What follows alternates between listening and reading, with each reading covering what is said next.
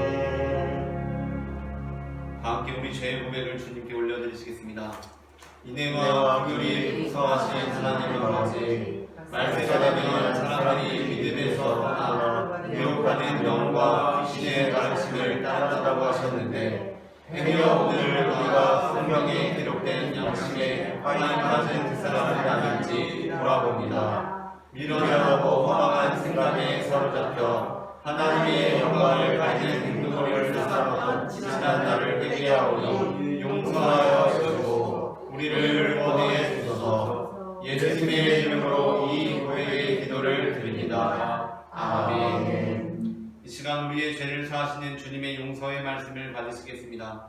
내가 그들을 그 범죄한 모든 처소에서 구원하여 정결하게 한즉 그들은 내 백성이 되고 나는 그들의 하나님이 되리라. 아멘. 다 함께 교독문 67번 잠언 3장을 교독하시겠습니다. 지혜를 얻은 자와 명철을 얻은 자는 복이 있나니 지혜는 지혜를 얻는 것이 은행보다 더 낫고 그 이익이 정금보다 나으니라. 지혜는 진주보다 귀하니 네가 사모하는 모든 것으로도 이에 비교할 수 없도다. 그의 오른손에는 상수가 있고 그의 왼손에는 부귀가 있나니 그 길은 즐거움의 길이요 그의 지름길은 다 평강이니라. 지혜는 그 얻는 자에게 생명나무라. 지혜를 가진 자는 복되도다. 여호와께서는 지혜로 땅에 터를 놓으셨으며 명철로 하늘을 견고하게 세우셨고 그의 지식으로 깊은 바다를 갈라지게 하셨으며 공중에서 이슬이 내리게 하셨느니라. 내 아들아 완전한 지혜와 근신을 지키고 이것들이 네 눈앞에서 떠나지 말게 하라. 그래서 여호와는 내가 의지할 것이라. 내 발을 지켜 걸리지 않게 하시리라. 아멘. 다 함께 사도신경으로 우리의 신앙을 고백하시겠습니다.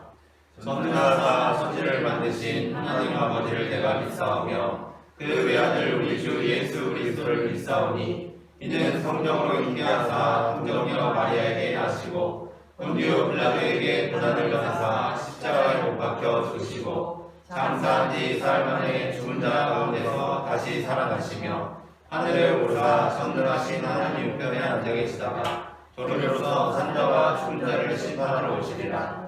성령을 믿사오며 거룩한 공의와 성도와 서로 교통하는 것과 죄를 사하여 주시는 것과 몸이 하시는 것과 영원히 사는 것을 믿사옵나이다. 아멘.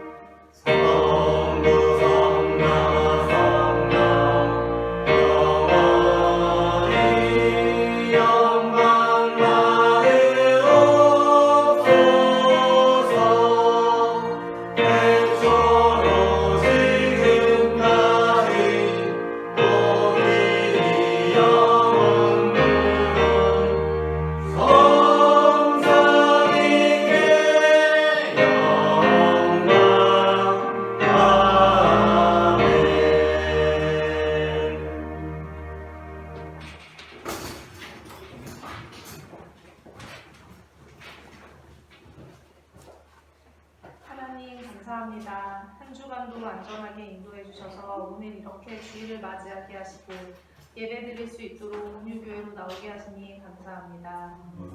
지난 한 주간 지내면서 알게 모르게 지은 죄를 회개합니다. 하나님의 뜻대로 살고자 하였으나 혹시 나의 욕심이 먼저였는지 돌아봅니다. 예수님의 사랑을 전하고자 하였으나 혹시 나의 말과 행동이 어떤 사람에게 상처가 되지 않았는지 돌아보며 회개합니다. 주님, 이제는 양들을 탓하지 않는 선한 목자로서 하나님의 자녀로서 살아가기를 기도합니다. 아멘. 주여. 진실한 사람으로 나의 욕심이 아닌 하나님의 나라와 뜻을 먼저 구하는 내가 되기를 기도합니다. 주님, 오늘도 말씀을 준비하신 목사님께 성령 충만함 주시고 그 말씀을 받는 우리들에게도 성령 충만함을 주셔서 우리가 그 말씀을 받을 때에 예수님을 만난 우리 포도주로 변한 것처럼 지금까지의 삶에서 변화가 필요한 부분이 변하여지게 하시고 그 변화를 유지하게 하시며 더 나은 삶으로 나아가게 하여 주시옵소서. 아멘. 온유교회 비전인 120성도 12선교사를 기한 내에 달성하게 하실 주님을 찬양합니다. 아멘. 주여. 감사합니다. 예수님의 이름으로 기도합니다. 아멘.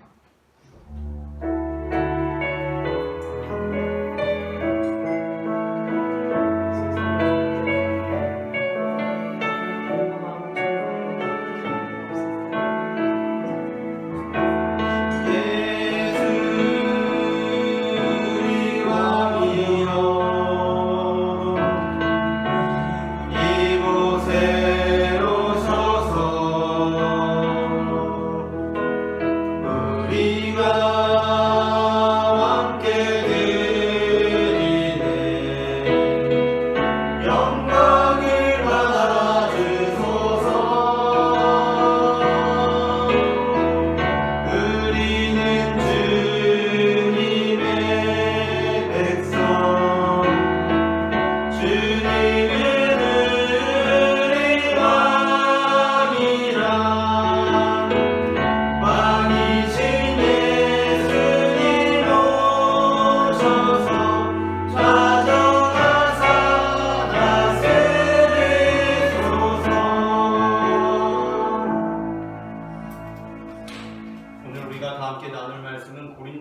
11장 22절부터 33절까지의 말씀입니다.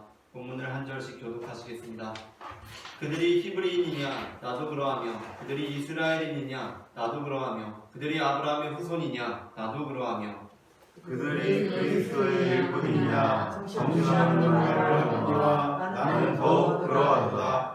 내가 수고를 넘치도록 하고 옥에 갇히기도 더 많이 하고 내도 수없이 맞고 여러 번 죽을 뻔하였으니 유대인들에게 40에서 하나 강한매를 5번 맞았으며 3번 태장으로 맞고 1번 돌로 맞고 3번 사선하고 일주일을 깊은 바다에서 지냈으며 여러 번 여행하면서 강의 위험과 강도의 위험과 동족의 위험과 이방인의 위험과 시내의 위험과 광야의 위험과 바다의 위험과 거짓 형제 중에 위험을 당하고 또 수고하며 애쓰고 여러 번 자지 못하고 줄이며 공부하고 여러 번 굶고 춥고 헐벗었더라.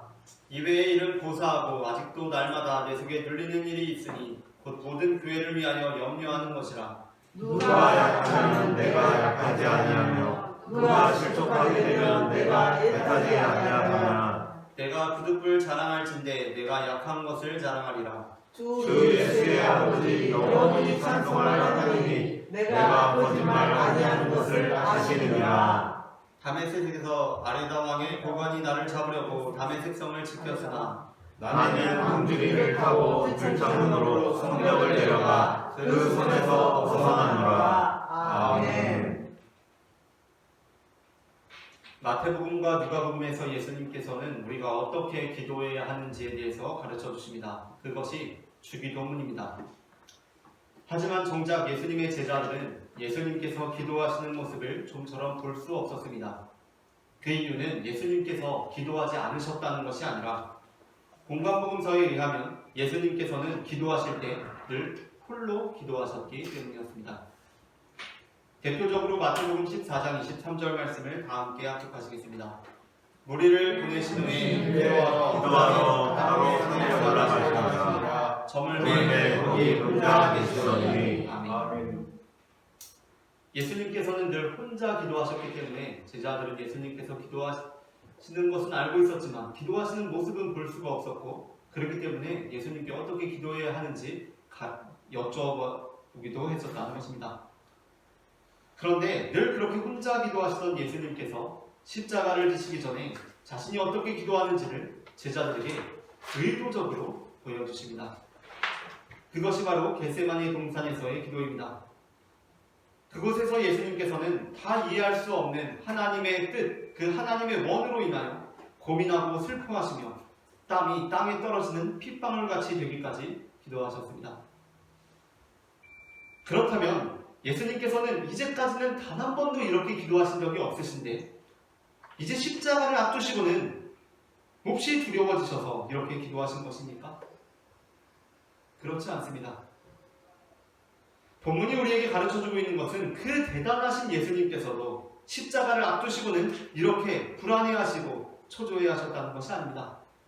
중요한 것은 늘 혼자 기도하시던 예수님께서 이제는 십자가를 지시기 전에 제자들에게 자신이 기도하는 모습을 의도적으로 보여주셨다는 것이 중요합니다.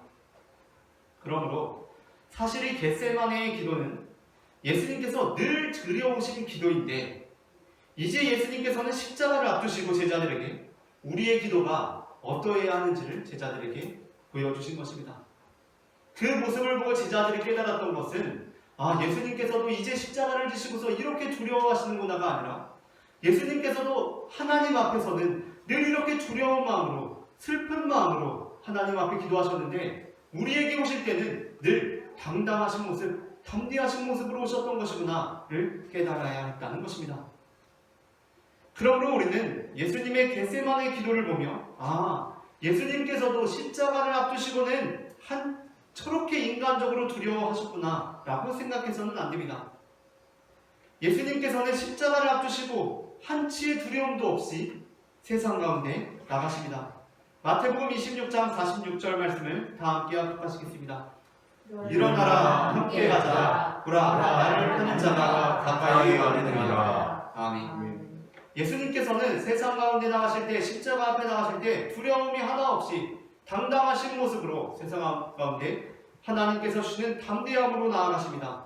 그러므로 우리가 겟세마네의 기도를 통해 배워야 하는 것은 무엇입니까? 우리는 예수님께서 그 사역의 여정 속에서 하나님 앞에 섰을 때 늘 드렸던 기도가 무엇인지를 깨달아야 합니다. 예수님께서는 겟세마네 그 동산에서 십자가를 앞두시고만 그 기도를 드리신 것이 아니라 늘 하나님 앞에서 바로 그 기도를 드리셨다는 것입니다.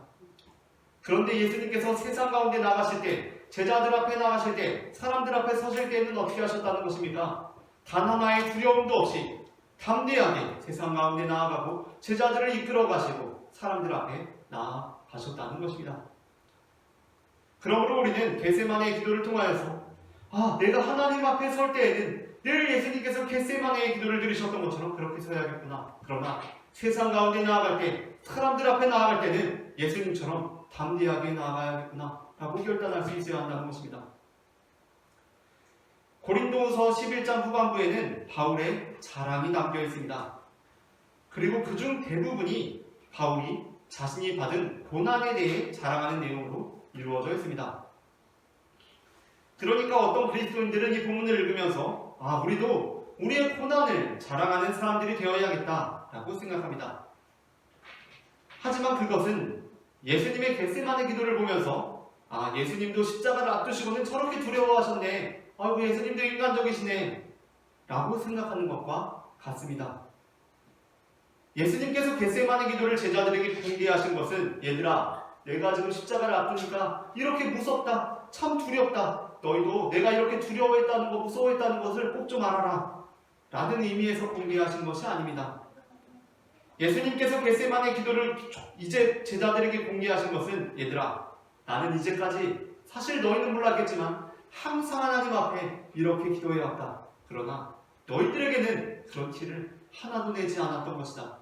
너희들에게는 항상 담대하게 나아갔고 담대하게 너희를 이끌었다. 너희도 이제는 하나님 앞에서 그 모든 두려움을 토로하고 세상 가운데는 담대하게 나아가야 한다 라고 가르쳐 주신 것처럼 그렇게 보여주심으로써 가르쳐 주시기 위함이었습니다. 이와 마찬가지로 바울이 고린도후서 11장 후반부에서 자신의 고난을 자랑한 것은 이제 우리에게도 여러분 저는 제 고난을 이렇게 자랑합니다. 여러분도 여러분의 고난을 자랑하십시오 라는 의미에서 자랑한 것이 아닙니다. 사도 바울이 고난을 자랑한 것은 여러분 고난은 전혀 자랑할 것이 아닙니다. 그러므로 우리는 우리의 고난을 자랑할 것이 아니라 우리의 약함을 자랑해야 합니다 라는 것을 가르쳐주기 위함이었습니다. 오늘 우리는 내가 약한 것을 자랑하리라 라는 제목의 설교를 나눕니다. 제목을 제가 먼저 읽으면 따라 읽는 식으로 두 번 읽어보겠습니다. 내가 약한 것을 자랑하리라. 내가 약한 것을 자랑하리라. 내가 약한 것을 자랑하리라. 내가 약한 것을 자랑하리라.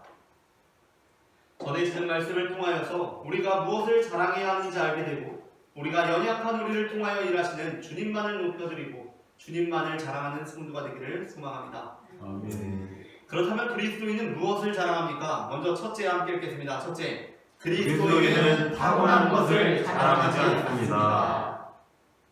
고린도후서 11장 22절 말씀을 다 함께 합독하시겠습니다. 그들이 히브리인이냐 나도 그러하며 그들이 이스라엘인이냐 나도 그러하며 그들이 아브라함의 후손이냐 나도 그러하며. 아멘. 우리는 고린도 교회의 틈탄 거짓 사도들의 주장에 대해서 직접적으로 알지 못합니다. 그러나 우리는 고린도후서를 통해 거짓 사도들의 주장에 대해서 간접적으로는 알 수 있습니다. 그렇다면 우리가 고린도후서 11장 22절을 통해 거짓 사도들에 대해 알 수 있는 것은 무엇입니까? 그것은 거짓 사도들이 자신들이 히브리인이라고 자랑했다는 것입니다. 그리고 자신들이 이스라엘 사람이라는 것에 대해서 그리고 아브라함의 후손이라는 것에 대해서 자랑했다는 것입니다. 우리가 알다시피 고린도 교회는 유대인들의 교회가 아니라 복음을 받아들인 이방 지역의 이방인들의 교회였습니다. 그렇다고 한다면 그 이방인들에게 찾아가서 당신들은 이방인이지만 우리는 예수님과 같은 히브리인 이스라엘 사람 아브라함의 후손입니다 라고 자랑했다는 것은 상당 부분 그 고린도인들에게 먹혀들었을 만한 자랑이라고 생각하게 됩니다. 하지만 이에 대해 바울은 그들이 히브리인이라면 나도 히브리인이고, 그들이 이스라엘 사람이라면 자신도 이스라엘 사람이고, 그들이 아브라함의 후손이라면 나도 아브라함의 후손이라고 합니다. 그렇다면 지금 이 바울의 반응은 바울 역시 자기가 히브리인임을, 자기가 이스라엘인임을, 자기가 아브라함의 후손임을 지금 자랑하고 있는 것입니까? 그렇지 않습니다.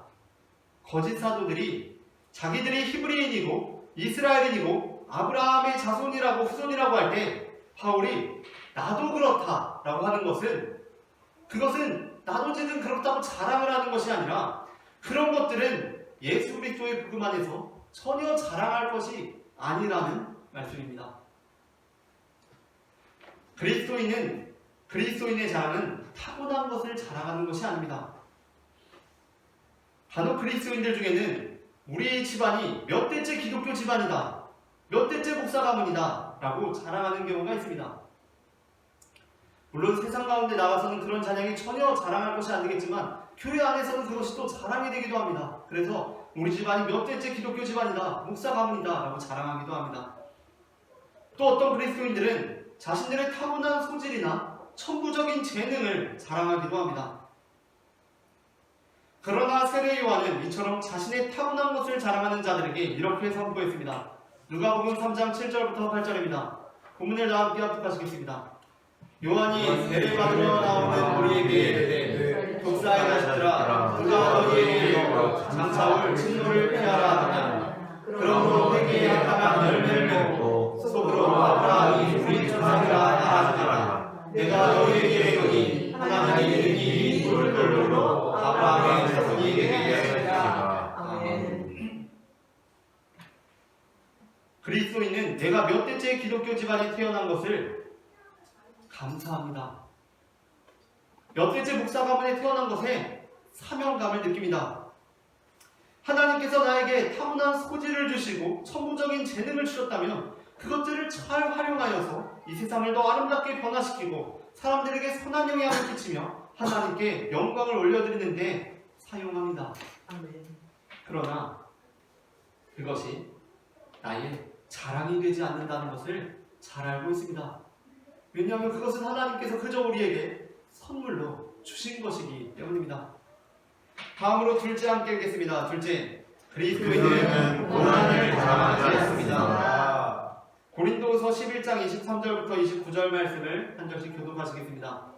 그들이 그리스도의 일뿐이냐 정신없는 말을 하거니와 나는 더욱 그러하도다. 내가 수고를 넘치도록 하고 옥에 갇힘도 더 많이 하고 매도 수없이 맞고 여러 번 죽을 뻔하였으니 유대인들에게 다시에서 하나님을 5번 받았으며 3번 태장으로 맞고 1번 돌로 맞고 3번 파손하고 일주야를 깊은 바다에서 지냈으며 여러 번 대면하면서 강의 위험과 항로의 위험과 공동의 위험과 이방인의 위험과 시대의 위험과 광야의 위험과 바다의 위험과 거짓 형제들의 위험을 당하고 또 수고하며 애쓰고 여러 번 자지 못하고 줄이며 목마르고 여러 번 굶고 춥고 헐벗었노라. 이외의 일은 무사하고 아직도 날마다 내 속에 눌리는 일이 있으니 곧 모든 교회를 위하여 은혜한 것이라. 함께 읽습니다. 누가 약하면 내가 약하지 아니하며 누가 실족하게 되면 내가 애타지 아니하더냐. 아멘.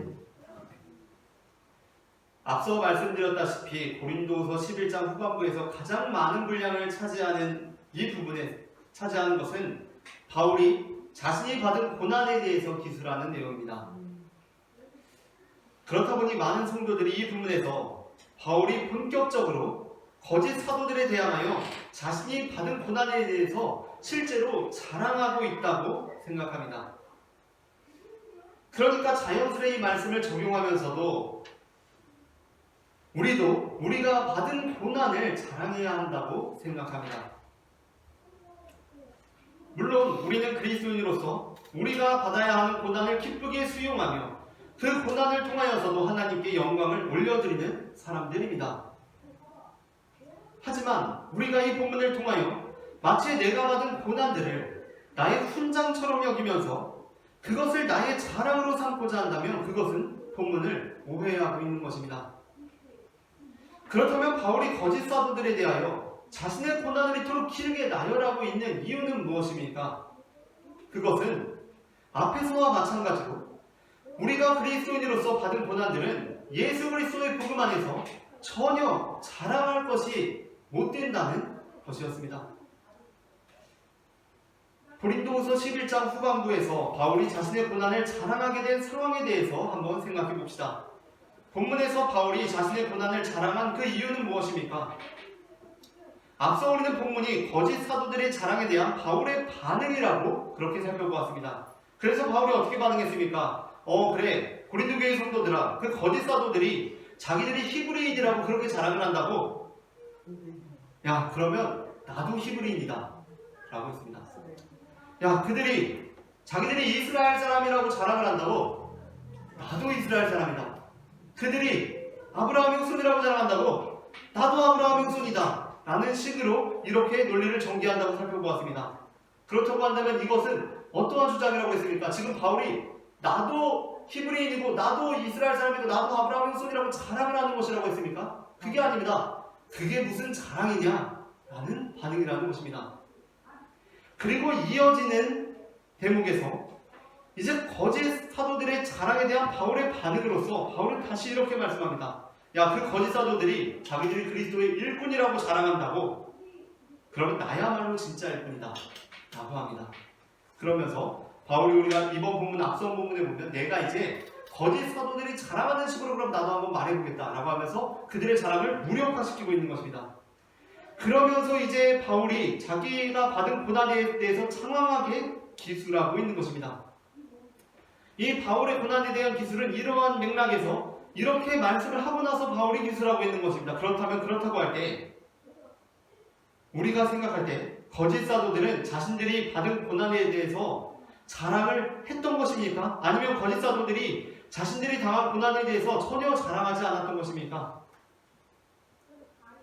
당연히 거짓 사도들이 자신들이 히브리 사람이고 이스라엘 사람이고 아브라함의 후손이고 그리스도의 일꾼이라고 자랑을 했던 것처럼 그들은 자신들의 고난에 대해서 자랑했다는 것입니다. 그런데 이에 대한 바울의 반응이 어떻다는 것입니까? 그래, 그들이 고난을 당했다고 나는 말이야 옥에 갇히기도 여러 번 했고 매도 수없이 맞았고 나는 여러 번 죽을 뻔했다.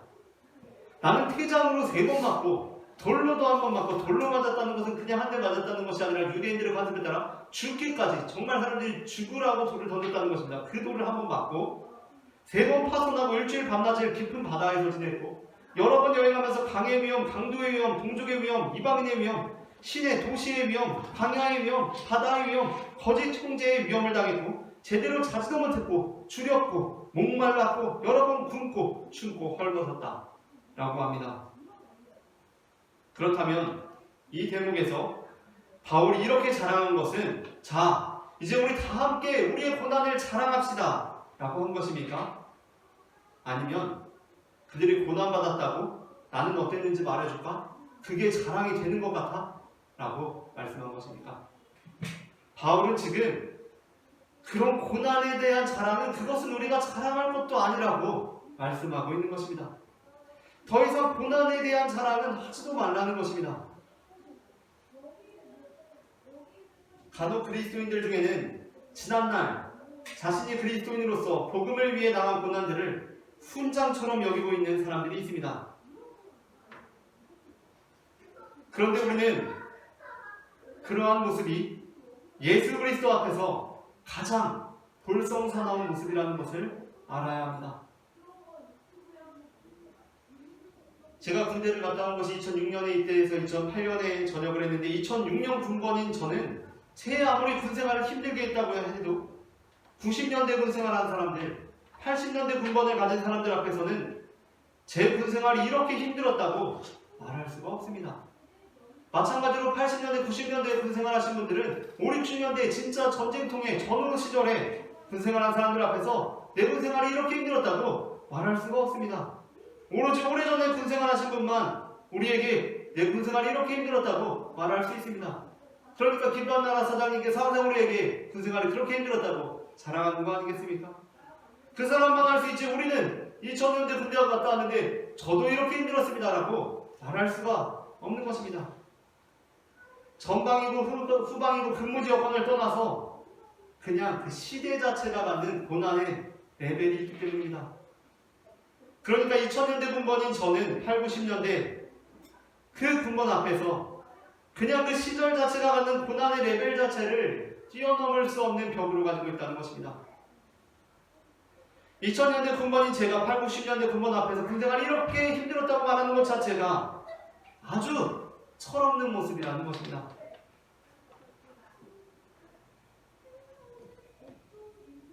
내가 그리스도인으로서 이렇게 고난당했습니다 라고 그것을 자신의 훈장으로 여기고 자신의 은근한 자랑으로 삼고 있는 이는 아직 8, 90년대 군생활이 어땠는지 전혀 모르는 사람입니다. 아직 예수 그리스도의 십자가를 잘 알지 못하는 사람이라는 것입니다. 우리가 예수 그리스도의 십자가를 알고 있다면 우리의 고난을 결코 훈장처럼 내세울 수 없습니다. 아직 사도 바울이 겪었던 고난에 대해서 전혀 모르고 있는 것입니다. 그러니까 내가 받은 고난이 이렇게 크고 이렇게 힘들었고 정말 이건 훈장 같은 것이라고 여기고 있는 것입니다. 사도 바울의 고난을 들어보면 우리는 고난에 대해서는 입도 뻥끗해서는 안 되겠다 라고 알게 되는 것입니다. 마지막으로 셋째 함께 읽겠습니다. 셋째, 그리스도는 예수 그리스도와 하나님 아버지를 자랑해야 합니다. 고린도후서 11장 30절부터 33절 말씀을 한 절씩 교독하시겠습니다. 내가 부득불 자랑할진대, 이제 바울이 진짜 자랑하는 것입니다. 내가 부득불 자랑할진대 내가 약한 것을 자랑하리라. 주 예수의 아버지 영원히 찬송할 하나님이 내가 거짓말 아니하는 것을 아시느니라. 다메섹에서 아레다 왕의 고관이 나를 잡으려고 다메섹 성을 지켰으나 나는 공일을 타고 들창문으로 성벽을 내려가 그 손에서 벗어나노라. 아멘. 우리는 앞서 바울이 자신의 고난을 상세히 기술한 것은 우리에게도 고난을 자랑하라고 한 것이 아니라 우리가 받은 고난은 전혀 자랑할 것이 아니니까 그것을 자랑할 생각을 하지도 말라는 의미에서 한 말씀이라는 것을 나누었습니다. 그렇다면 이제 우리는 무엇을 자랑해야 합니까? 그것이 이어지는 구절에 나옵니다. 이제 바울이 제일 중요한 말씀을 합니다. 그것은 내가 부득불 자랑할 것인데 내가 약한 것을 자랑하겠다라는 것입니다. 내가 약한 것을 자랑하겠다는 것은 내가 고난받은 것과는 다릅니다. 내가 고난받은 것은 일면 자랑이 될 수도 있습니다. 사실 이 한국 사회 안에서는 특히 남자들의 세계 안에서는 내가 군대에서 얼마나 고생했는지가 일면 자랑도 될 수 있는 것이 사실입니다. 그러나 그러한 면에서조차 결코 자랑이 될 수 없는 것이 있는데 그것은 내가 군생활을 하면서 나라에 대한 충심을 저버렸거나 전우에 대한 책임을 배신하는 등의 아주 인간적으로 연약하고 나약한 행동을 비겁한 행동을 한 것입니다. 고난은 자랑이 될 수 있지만 그런 나의 비겁한 행동들은 결코 자랑이 될 수 없는 것입니다. 그렇게 나의 치부, 나의 약했던 행동들은 결코 자랑이 될 수 없습니다. 따라서 거짓 사도들이 결코 절대로 자랑하지 않았던 것이 있는데 그것은 바로 자신들의 치부였습니다. 자신들의 약한 모습, 비겁한 모습을 자랑하는 어리석은 사람이 어디에 있습니까? 그런데 바울은 이제 내가 정말 내 자랑을 해보겠다라고 합니다. 그러면서 자랑하고 있는 것이 무엇입니까? 바울이 지금 내가 부득불 자랑하겠는데 내가 약한 것을 자랑하리라 라고 하면서 자랑하고 있는 것은 주 예수의 아버지 영원히 찬송을 받으실 하나님이라고 하나님만을 높여드린 후에 자랑하고 있는 것은 자신이 오래전에 복음을 전하다가 순교의 현장에서 도망을 쳤던 일이었습니다. 고린도후서 11장 30절부터 33절을 다시 한번 읽어보겠습니다. 한 절씩 교독하겠습니다. 내가 부득불 자랑할진대 내가 약한 것을 자랑하리라. 주 예수의 아버지 영원히 찬송할 하나님이 내가 거짓말 아니하는 것을 아시느니라. 다메섹에서 아레다 왕의 고관이 나를 잡으려고 다메섹 성을 지켰으나 나는 광주리를 타고 들창문으로 성벽을 향하 그 손에서 벗어나노라. 아멘. 32절과 33절에 나오고 있는 바울의 자랑의 내용은 사도행전 9장 23절과 25절에 나오는 사건을 가리킵니다. 이 본문을 사도행전 본문으로 다시 한번 합독하시겠습니다. 여러 날이 지나매 유대인들이 사울 죽이기를 공모하더니 그 계교가 사울에게 알려지니라. 그들이 그를 죽이려고 밤낮으로 소문까지 지키거든. 그의 제자들이 밤에 사울을 광주리에 나가 성벽에서 달아내리니라. 아멘. 이 사건은 사울의 회심으로부터 얼마 안 된 사건인데, 사울의 회심으로부터 피신에 이르는 이 사건은 사도행전에 기록되어 있는 대로 몇 날 며칠 만에 이루어진 일이라고 볼 수도 있습니다.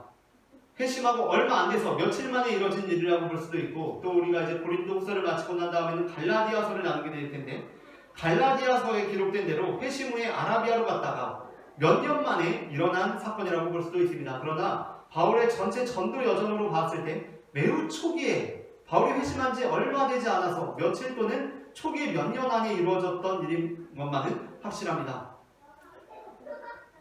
그런데 중요한 것은 바울이 그 예수님을 만나고 며칠 혹은 몇 년 얼마 안 되었을 때 바울은 다메섹에서 정식으로 예수 그리스도의 복음을 전파했고 그곳에서 순교의 순간을 맞닥뜨리게 되었다는 것입니다. 그런데 그 상황에서 바울이 어떤 상황이었든 간에 목숨을 부지하기 위해서 광주리에 바구니에 그 몸이 담겨서 창문으로 도망치는 경험을 가지고 있었다는 것입니다. 이 사건은 결코 자랑할 만한 사건이 아닙니다. 바울에게 있어서는 할 수만 있다면 숨기고 싶은 자신의 부끄러운 모습입니다. 그런데 바울은 바로 이 사건을 자랑합니다. 그렇다고 한다면 바울의 자랑은 자기 자신에 대한 자랑이 아니라는 것입니다. 이 자랑은 그랬던 나를 지금도 사용하시고 지금도 사랑하시고 지금도 인도하시는 주 예수의 아버지, 영원히 찬송할 하나님에 대한 자랑이라는 것입니다.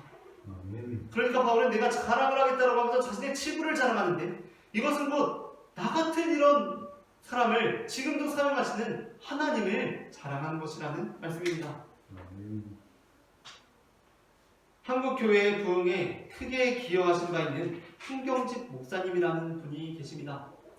그 한경직 목사님께서는 종교계의 노벨상이라고도 할 수 있는 템플턴 상이라는 것이 있는데, 그 상을 1992년도에 수상하셨습니다. 그러니까 이제 귀한 상을 받으셨으니까 귀국하셔서 이제 국내에서 예배를 드리시고 이제 수상에 대한 감회를 전하시고 뭐 인터뷰도 하시고 교계 잡지나 언론과 인터뷰도 하시고 하셨습니다. 그런데 그 자리에서 매우 유명한 고백을 하셨습니다. 그 자리에서 한경림 목사님께서는 이렇게 말씀하셨습니다. 사실 저는 용서받지 못할 죄인입니다. 저는 신사참배를 한 사람입니다. 뿐만 아니라 동역자들에게 힘써서 신사참배를 권유까지 했던 사람입니다. 라고 말입니다. 어찌 보면 참 이해가 되지 않는 부분입니다. 왜 목사님께서는 그 영광스러운 상을 받으시고 자신의 치부를 드러내신 것입니까? 제 그냥 생각인데 한편으로는 이렇게 생각해 보기도 했습니다. 목사님께서 그냥 상을 사양하셨으면, 야, 역시 한경림 목사님 그 큰 상을 주신다는데도 사양하시고 정말 대단한 분이셔 라고 사람들이 생각할까봐 그 상을 기껏 받으시고 자신의 치부를 드러내셔서 오히려 제가 이렇게 나약한 사람입니다 라는 것을 드러내셨던 것은 아닐까 생각하게 됩니다. 한경직 목사님께서 자신의 부끄러운 과거를 고백한 이유는 그의 자랑이 바로 이 템플턴 상이 아니라 영원히 찬송받으신 주 예수의 아버지 하나님이셨기 때문이었을 것입니다. 디모데후서 1장 12절부터 15절에서 바울은 이렇게 고백합니다. 본문을 한 절씩 교독하시겠습니다. 나를 등하게 하신 그리스도 예수 우리 주께 내가 감사함은 나를 충성되이 여겨 내게 직분을 맡기심이니 내가 주는 유망한 자요 박해자요 목회자였으나 우리여 긍휼을 입은 것은 내가 믿지 아니할 때에 알지 못하고 해맑았습니다. 우리 주의 은혜가 그리스도 예수 안에 있는 믿음과 사랑과 함께 넘치도록 풍성하였도다. 믿으나 모든 사람이 받을 만한 믿음이여 그리스도 예수께서 죄인을 구원하시려고 세상에 임하셨다 하였다. 주의 인생의 은혜가 되겠습니다. 아멘.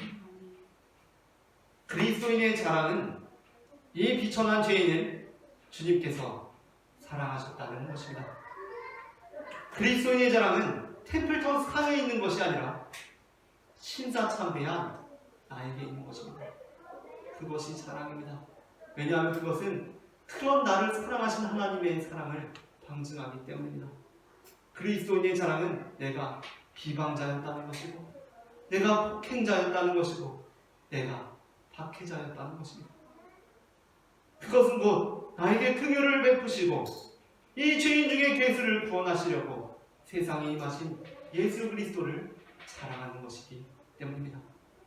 그러므로 우리는 우리의 약함을 자랑합니다. 우리가 얼마나 형편없는 사람인지, 우리가 얼마나 비겁했던 사람인지, 우리가 얼마나 어리석었고, 우리가 얼마나 우둔했고, 우리가 얼마나 나약했는지, 그래서 우리가 얼마나 비겁한 행동까지 저질렀던 사람인지 우리는 그것을 자랑합니다. 왜냐하면 그것이 나를 부정하고 우리를 사랑하신 주님을 나타내는 일이기 때문입니다. 그렇게 될 때 그럼에도 불구하고 우리를 사랑하셔서 우리를 위해 십자가를 지신 예수 그리스도만이 우리의 자랑이 되기 때문입니다. 말씀을 마칩니다.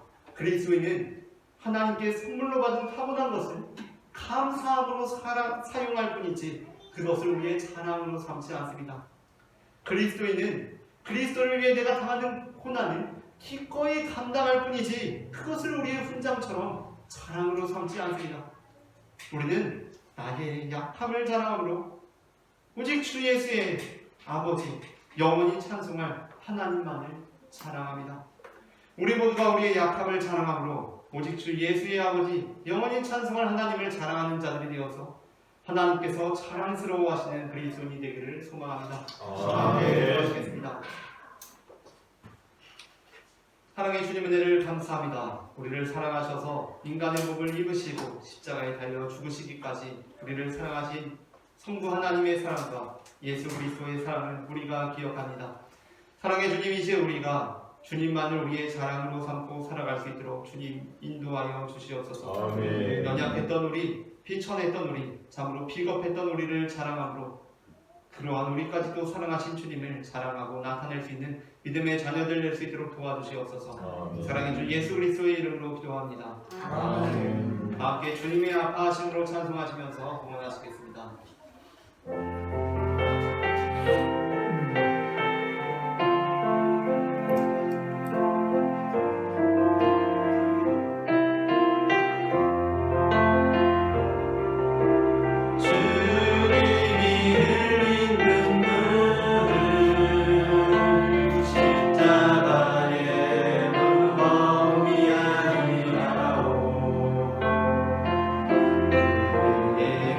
무지함을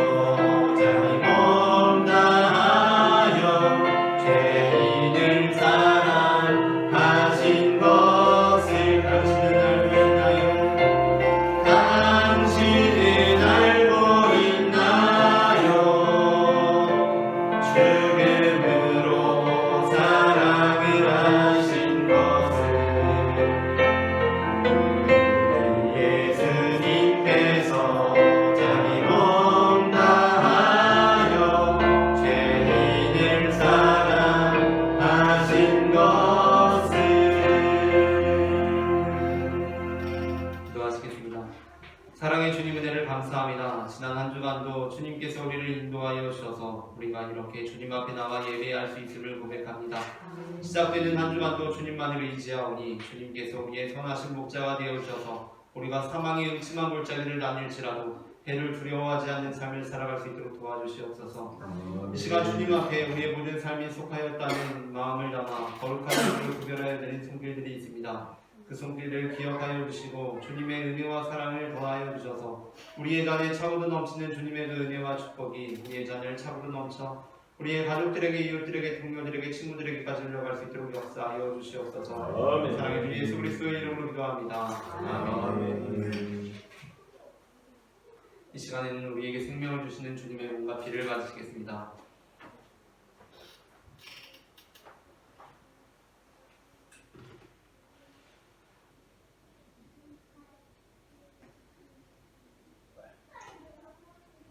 이것은 주님의 몸, 이것은 주님의 피, 이것을 먹고 마셔 주님의 생명 얻네. 이 떡을 받습니다. 이 잔을 받습니다. 주님을 사랑해요. 십자가 기억하리.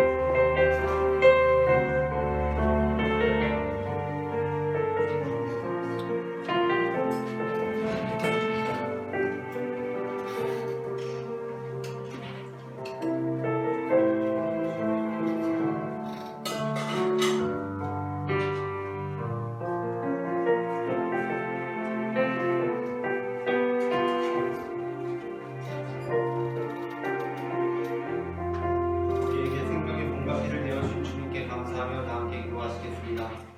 우리를 위해 생명을 주시는 하나님 아버지, 이 거룩한 신비에 감사드리오며 성령의 능력 안에서 새 사람이 되어 하늘나라가 이 땅에 임할 때까지 그리스도의 증인으로 살게 하여 주옵소서. 우리 주 예수 그리스도의 이름으로 기도합니다. 아멘. 다 함께 평화 인사 나누시겠습니다. 주님의 평화가 함께 하시기를 바랍니다. 주님의 평화가 함께 하시기를 바랍니다.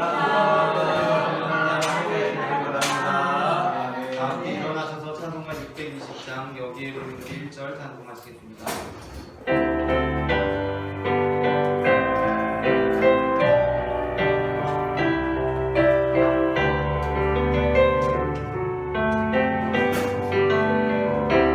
여기에 보이는 주의 종 많은 자여라. 주께서 이 자리에 함께 계심을 아노라. 언제나 주님만을 찬양하며 따라가리니 시험을 당할 때도 함께 계심을 믿노라. 이 믿음 너를 굳세라.